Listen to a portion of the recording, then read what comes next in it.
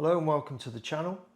So today we're going to tie a Coch-y-Bonddu Beetle, sort of spelt Coch-y-Bonddu, but the Welsh, where it originally originates from, I believe, pronounce it as Coch-y-Bonddu. It's a great little pattern for the reservoirs and the locks where, you know, in the summer months they come off here in the UK in absolute prolific numbers, and the trout gorge themselves on them. So today I'm going to be using a uni thread 8/0 in camel. So we'll get going on this. So starting at the eye of the hook, we work our set way down. Slipped a little bit there, but never mind, we'll sort that out. You know, this really is a nice simple pattern, very few materials, but we'll go through the materials as we tie the fly. So we've run a thread along the shank of the hook, and we're just going to tie in, sort of pre-cut this foam. It's going to be the sort of tag end which we tie in at the bend of the hook. And this is just like a closed cell foam in brown. So we'll get that tied in. We'll work our way down towards the bend of the hook. Don't go mad, just get it tied in nice and securely. Once that's in, that's nice and tight. We're then going to use a Veniard. This is a Glister dubbing.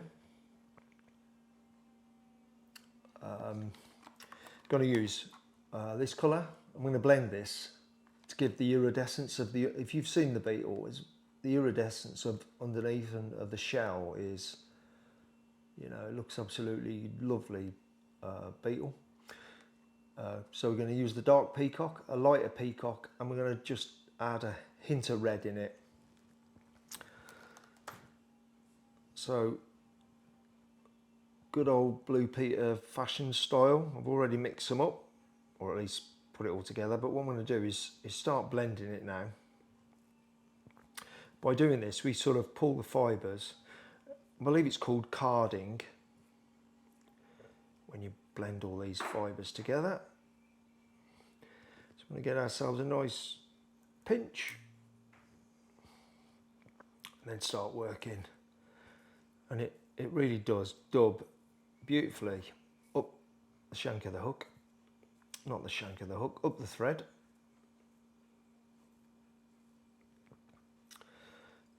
And just get that in. Once it's sort of secured in, start twisting it and it'll start winding it up the body.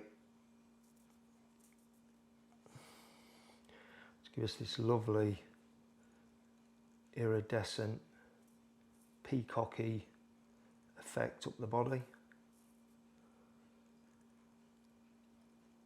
Give yourself a good work it in. Make yourself a nice sort of barrel shape of it.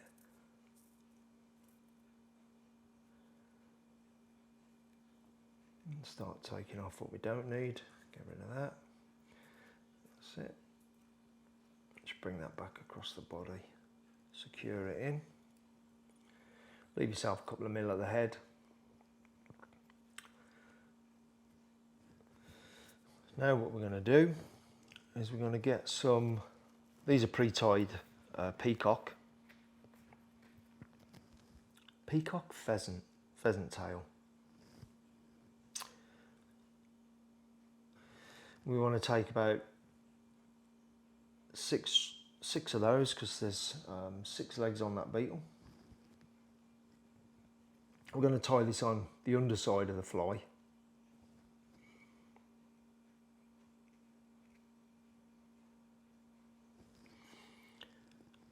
Like so.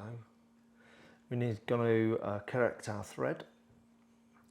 by correcting the thread. I mean, if we spin it anti-clockwise, if you look down at the top of the hook anti-clockwise, we're spinning it, and that sort of flattens out the thread and helps it sort of move towards your fingers and not away from them. Just put one turn in,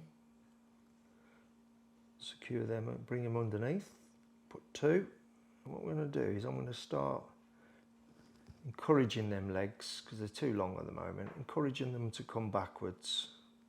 Nice and gently, don't rush it. Shortening the legs, look. Just makes it a bit easier. Till they're about the right length. Sort them out again underneath. That'll do. Then secure that in. Nice and tight. What I'm going to do now is just trim away that, and you'll notice how I've turned it over, because I want to keep that thread away from these scissors. There's nothing quite as heartbreaking as cutting the thread off when you're in the middle of a fly or one of your patterns. So it's looking perfect. Now, bring the body foam over, pull it nice and tight, but don't go mad. We don't want it flying across the room. And a couple of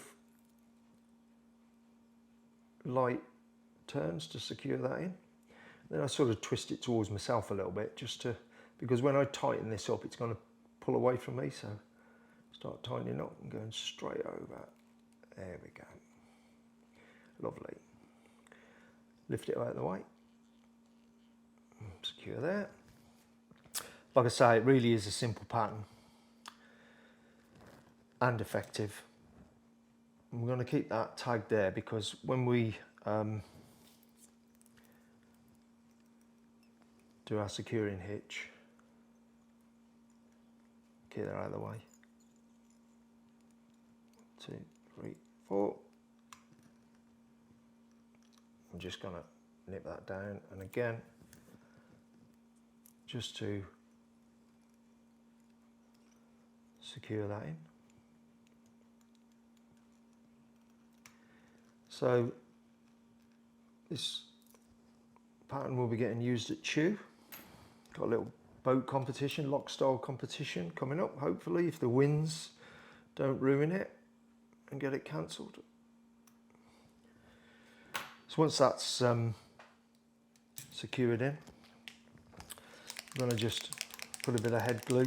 Now I use this little dispenser, which I found off Amazon, little bead in it, and it's like a car paint applicator.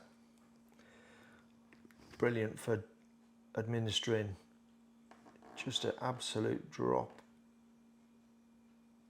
I mean, perfect. There's no wastage in this. You just put that in there.